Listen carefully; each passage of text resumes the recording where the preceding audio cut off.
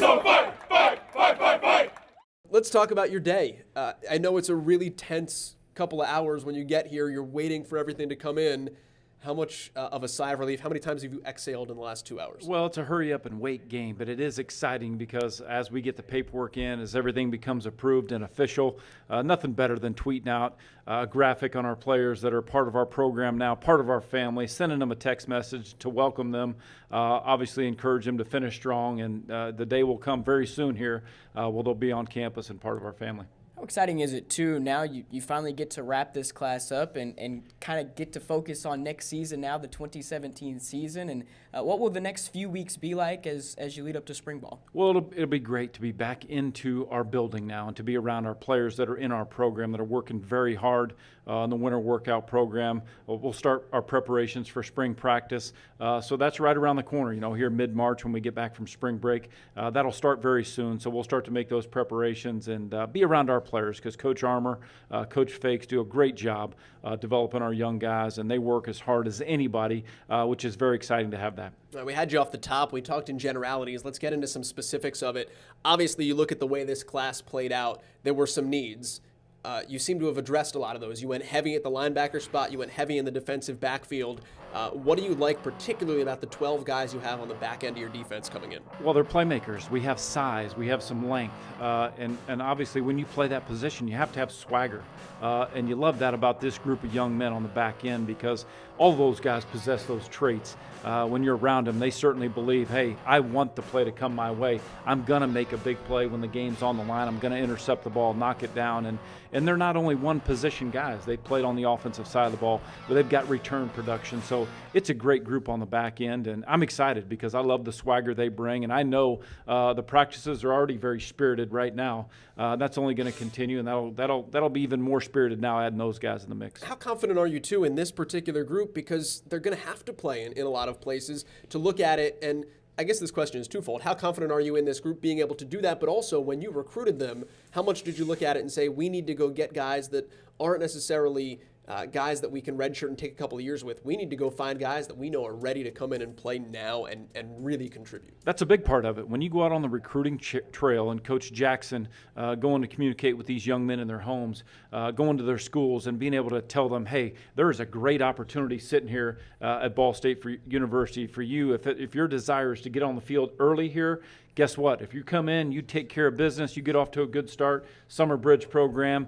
you transition to the college life, and you're making plays in camp, there's a great opportunity for you to be on the field here as a true freshman.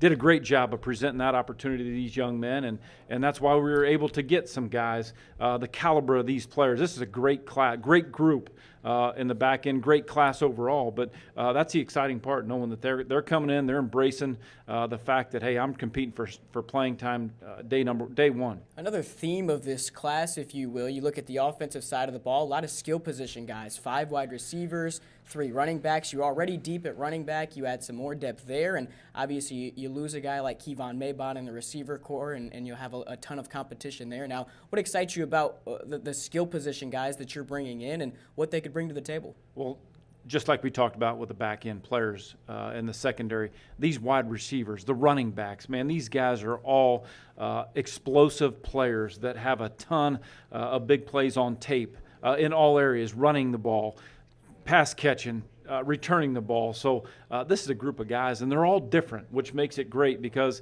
when you're able to bring that kind of versatility, different types of guys into your program, it's tough to defend. And we're excited. All these guys know that we're not an offense that just features one guy.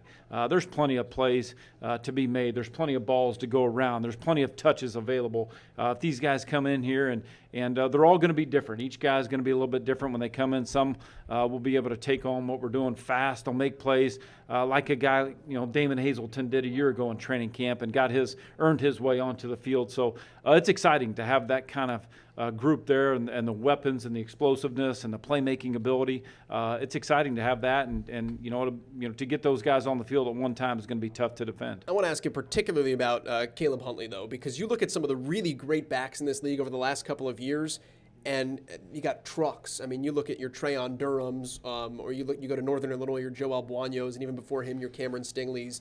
I mean, house guys. Jarvion Franklin. University of Jarvion Michigan. Franklin, certainly. What does he give you? Obviously, James Gilbert, one of the best, if not the best running back in this league, but he's not 230 pounds. How does that benefit you guys? Well, you know, just like I do, as the season goes on, obviously the hits and the running style of a guy like James Gilbert, as the season goes on, you know, he only knows one way, and you start to take some hits, some shots, and it'll start to wear on you for the course of 12 games. So bringing in a bigger backs was something that we set out on the recruiting trail that we wanted to do because it's a great compliment to a guy like James. When you can have that, James runs like a big back.